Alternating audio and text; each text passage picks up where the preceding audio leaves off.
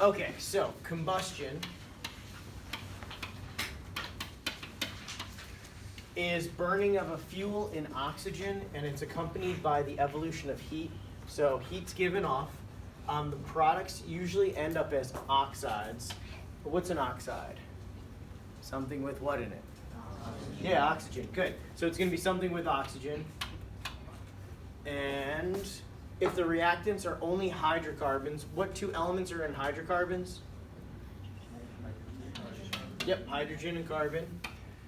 Then the products are always going to be, okay, what is something with H and O in it that we know and love? Water. Right, H2O. And then what's something with carbon and oxygen that we don't die from? Don't die from? Yeah.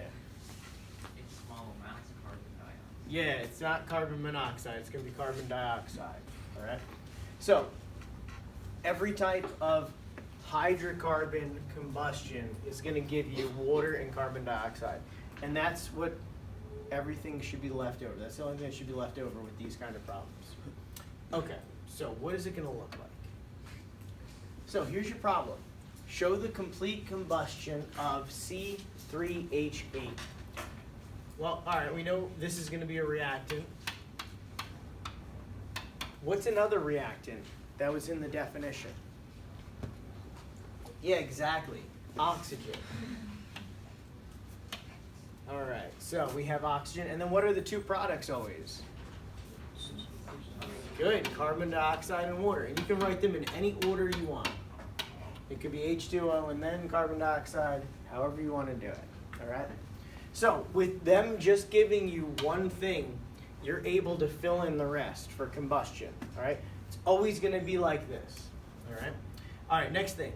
We need to balance this. Sometimes these can be tricky. Sometimes they're really easy. All right? One of the tricks is oxygen's in two places, so you have to keep track of it. The first hint I'll give you is always start with the hydrocarbon, okay?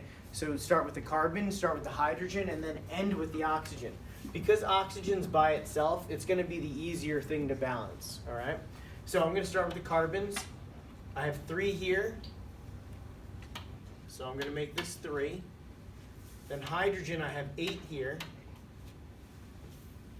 4 gives me 8. All right, now I'm going to work on the oxygens. 3 times 2 is 6, and then 4 gives you 10, right? So then what do we put over here? 5. And then it's balanced. All right? So it takes a pretty complicated problem and makes it a lot easier if you go in this order. Any questions with that?